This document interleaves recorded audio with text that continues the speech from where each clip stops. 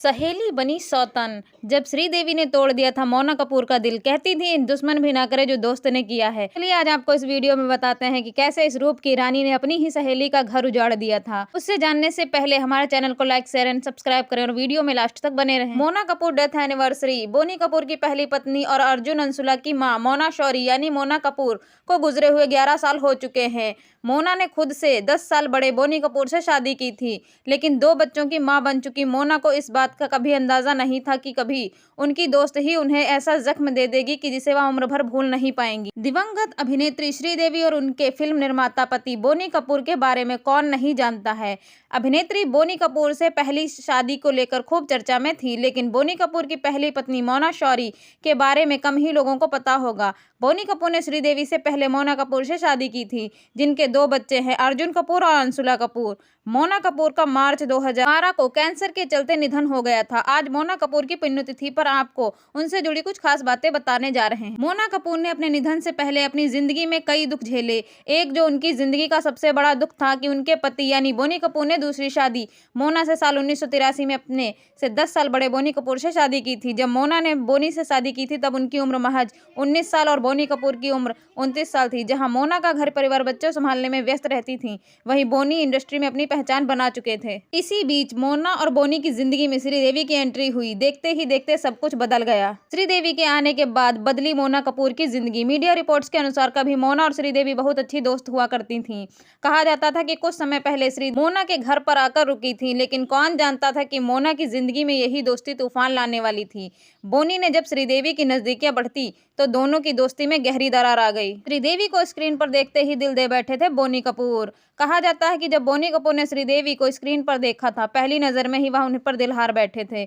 वह किसी भी तरह से श्रीदेवी को अपनी फिल्म में कास्ट करना चाहते थे। इसके लिए उन्होंने अभिनेत्री की मां से भी बात की थी। उन दिनों श्रीदेवी की मां ही उनका पूरा काम देखती थी। एक्ट्रेसेस की मां ने उनसे पहले फिल्म के लिए 10 लाख रुपए की डिमांड की और बोनी कपूर ने 11 लाख ऑफर दे दिया था। बोनी और श्रीदेवी के रिश्ते से टूट गया था मोना का दिल। वैसे तो मोना पहले से ही बोनी और श्रीदेवी के बीच चल रहे अफेयर की भनक लग गई थी, लेकिन कहा जाता है जब बोनी ने पहली बार उन्हें बताया कि उनका दिल टूट गया। मोना ने साल 2007 में एक इंटरव्यू में इसका जिक्र कहा था कि बोनी कपूर ने मेरे साथ अरेंज मैरिज की थी। वह मुझसे 10 साल बड़े थे। जब मेरी शादी उनसे हुई तब महज मैं 19 साल की थी। हमारी शादी को 13 साल हो गए थे।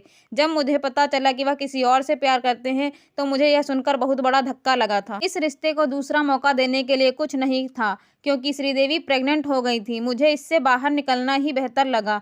तलाक से मेरे दोनों बच्चे अर्जुन और अंशुला के ऊपर भी गहरा असर पड़ा था।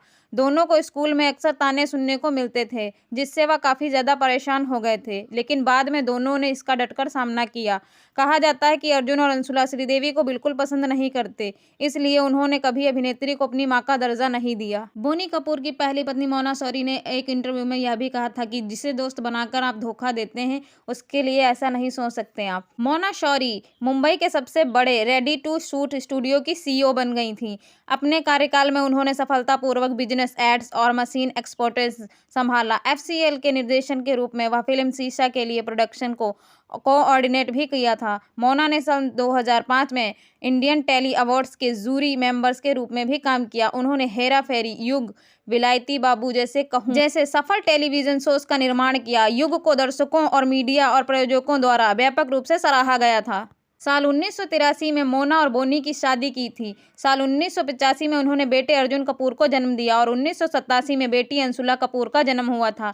परिवार में सब कुछ बहुत अच्छा चल रहा था, लेकिन शादी के 13 साल बाद अचानक बोनी कपूर और श्रीदेवी की शादी की खबरें सामने आईं।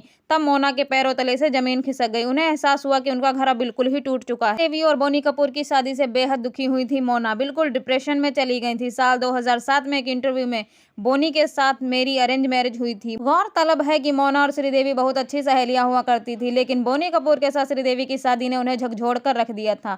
मोना ने एक इंटरव्यू में एक बार और यह जिक्र किया था कि बोनी अब मेरी नहीं, किसी और की जरूरत बन चुके हैं। दूसरा मौका देने के लिए रिश्ते में कुछ तो होना चाहिए, पर मेरे रिश्ते में कुछ भी नहीं बचा था, क्योंकि श्रीदेवी उस समय प्रेग्नेंट हो चुकी थी। उनका रिश्ता कायम हो चुका था। मेरा बिल्कुल इस रिश्ते से बाहर निकलना ही बेहतर था। दोनों की शादी का मेरे बच्चों पर बहुत बुरा असर पड़ा था। शायद यही वजह है कि अर्जुन कभी भी श्रीदेवी को अपनी मां का दर्जा नहीं दे पाए। जब बोनी कपूर और श्रीदेवी के अवैध संबंध पर बोली थी मोना, बोनी कपूर की शादीशुदा जिंदगी उतार चढ़ाव से भरी रही। 2 बच्चों के पिता होने के बाद भी उनकी हीरोइन से अफेयर की हर तरफ खबरें थीं।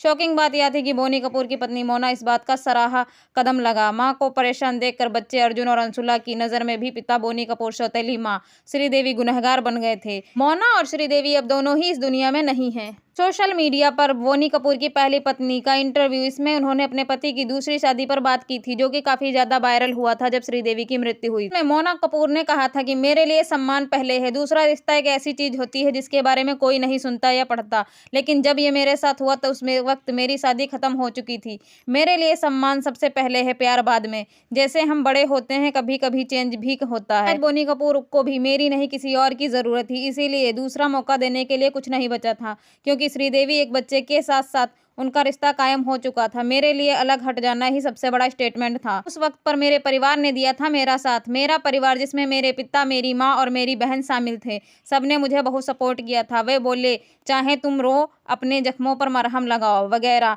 जो भी हुआ है हिमालय पर चली जाओ, हम लोग तुम्हारे साथ हैं। अपना दर्दनाक समय किसी हीरोइन के लिए मुकाबला था, तुम्हें कमतर नहीं दिखाया गया है। इंडस्ट्री में बीबियां मुझे सलाह देती थीं, तुम अपना वजन क्यों नहीं कम कर लेती हो, तुम स्पा क्यों नहीं ज्वाइन कर लेती हो। इस पर सबसे मुझ पर बहुत एहसास हुआ था कि मुझे उठकर फिर से खड़े होना है और आगे बढ़ना है। मैंने अपने माँ बाप से कहा था कि अपनी पहचान बनाने के लिए मेरी दोस्ती मीना गोकुलदास से हुई। मुझे सलाह दी थी कि वह मेरे लिए अकाट्य सत्य बन गया है। उन्होंने कहा था कि अगर किसी जिंदगी में तुम्हारे लिए जगह नहीं है तो तुम्हारी जिंदगी भी उसके लिए जगह नहीं होनी चाहिए। यह मेरे लिए आकाशवाणी थी। मैं समझ गई थी कि मैं बिल्कुल भी फेल नहीं हूँ, बल्कि मेरा रिश्ता फेल हो गया है। मेरे बच्चों के साथ रहते थे, अपने पिता भी करीब हैं, उनके साथ घूमते हैं, खाना खाते हैं। मुझे उस इंसान से दुश्मनी या नफरत नहीं होनी चाहिए।